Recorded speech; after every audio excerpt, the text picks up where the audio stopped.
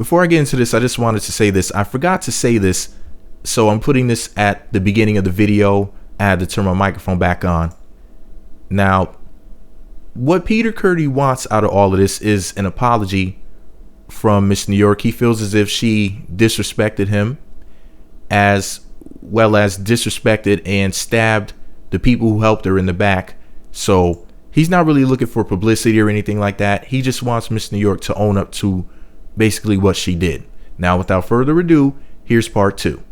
Okay, so if you saw the first video about Peter Curti exposing Miss New York, or Tiffany Pollard, and how she was basically, a fake friend, how he was supposed to be on the show the next 15, and even when he had a falling out with Miss New York, the people behind the scenes were still interested in putting him on television, but things didn't work out, and Peter wants an apology from Miss New York. I'm going to read to you in Peter's own words exactly what had happened. Now, I got to put this disclaimer out there. Listen, if Miss New York ever sees this video or reads my blogs or anything, don't sue me. Don't kill the messenger. This is for entertainment purposes only. And I was thoroughly entertained reading this shit. Now, I must warn you, this is extreme. There's some graphic depictions, and the tea is so hot, you will be scorched. Peter writes, quote, "Hello. Okay, so I have a few things I'd like to clear up. Number one, this HBIC, or head bitch in charge, is a big fake and a fraud. I first started working with Tiffany when I photographed her. At the time, I was trying to get my foot in the door, so I had set up this shoot just for Tiffany. I spent $9,000 of my own money on this shoot for her, rented out a state-of-the-art studio. I shot her for free in hopes of other doors opening. I had also spent my own money, around $900, in vintage crowns for rent for her, along with dresses." Now, for the record, he already exposed that in the messages that I showed you guys in the first video, so that's confirmed. We know that this is the truth. He goes on to say, "I had went all out for her. She ended up loving the photos and what I had done. She was kind enough to offer me the chance to be on camera with her TV's Botched as her fashion stylist. I went on the show with her. I went on the show and styled her on the whole show. Every day, every time she had to film, I was there, which filmed for a while. We had started to bond and become good friends over the duration of filming Botched.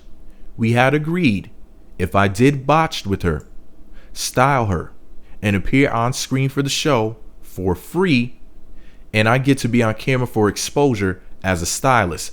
Also, Tiffany had promised me she would have me appear in her next show she was set to do, and she could then in fact pay me for going on the show and styling her for it and future projects. In between all this, while on the set of Botched, Antonio and I had met and had clicked. We became roommates. He had just moved from New Jersey and needed a place to stay. I didn't mind. We quickly developed a great friendship and bond. Tiffany hated we got close. Jump to a couple weeks later. Tiffany needed a place to stay because she was fighting with her man, who she was living with at the time. I was kind enough to offer her to stay at my place with Antonio and I until she figured out what she wanted to do. We had a full week of work scheduled for her, thanks to Antonio. So she slept on my couch for 3 weeks with her 2 dogs. They pissed everywhere, and I had rugs. I had rented us a nice car to drive to the sets and interviews in, and she didn't even have the decency to give us gas money for us driving her around. Did family therapy with her. I appeared in the pilot with Antonio. Producers had wanted us to be a part of the show with her, but she refused. Later, I found out, scared because we easily outshined her. Her fans loved the dynamic of us 3, and she was mad the spotlight was taken off her just a tad. People were calling us a team.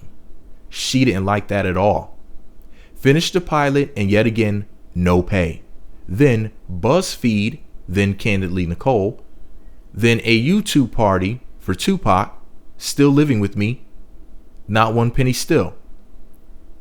I learned she had lost all her money she made 10 years ago because she didn't file her taxes. She lost everything. She had to sell her new condo because of this. So everyone who thinks Tiffany is this balling out head bitch in charge, they are being fooled and lied to, acting like someone she's not. The reason why I dropped her as a client was because shortly after Botched aired, I was contacted by a producer to be a part of a show called The Next 15. Antonio as well was offered to be a part of the cast. At this time, Tiffany had went back to her quote man's place in Long Beach. We were not told of who the cast members were. We later find out that Tiffany was going to also be a part of the cast, and the storyline would follow her and quote her team. Antonio and I have some emails attached to prove we were set to film not one, but 2 shows. Now, let me interject right there. I showed that information in part 1 of this video. So if you did not see the very first part, all you got to say in the comment section is, hey, where's part 1 of the story? And I'll go ahead and give you guys the link in the comment section. Anyways, Peter goes on to say, I have some emails attached to prove we were set to film not 1, but 2 shows, but both fell through due to quote interrelated complications, aka Tiffany. Yet again, went to the producers and said she would not do the show with Antonio and I. We have found this out later. Then, if that wasn't enough, a couple weeks later, the producers called us both again to appear on the show to dish dirt on Tiffany. Antonio and I had decided not to go on the show due to all the unprofessionalism on everyone's part. After a while, I didn't want to have anything to do with her and her evil ways. I have attached screenshots of some of our conversations to prove I was very good to her and she was just a fake fraudulent bitch. Oh, and she didn't pay Antonio at all for the same jobs as I. So he ends off the email by saying the following, and once again, don't kill the messenger. Miss New York, if you hear this, please don't come for me. He ends off the email by saying, I know she recently is talking about abortions or a pregnancy or something she's manipulating, but let me clear this up. As I was told by a very close source, she had previously had 4 abortions. One of them was Flav's kid. The other 3 was with her cheesy boyfriend, this loser, Action Jackson. The 5th one, she now decides to be an advocate or some bullshit, fake lies. She has also had a threesome with Mike Tyson and Lee Daniels. Lee filmed Tiffany giving Tyson head. She has fucked 50 Cent and she said his, I'm not kidding, quote, his cum tastes so good. She's gross.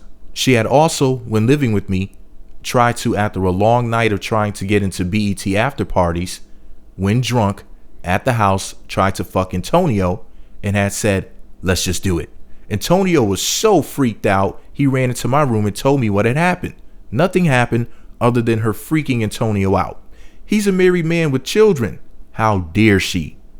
She's trying to make us like the fools, but psh, she's a clown and a pig. Okay, so here's the deal. I was thinking, what could I say after reading that tea? 4 abortions, a fake activist, threesomes with Mike Tyson and Lee Daniels, 50 Cent sperm in her belly that just tastes so delicious, trying to sleep with a married man. In all honesty, I'm just going to leave it right there. Let me know what you think about it all below. Be sure to subscribe to the Meat Magazine YouTube channels. Visit meatmagazine.blogspot.com. Follow me on Twitter @meatmagazine. In all honesty, there's nothing else I could say.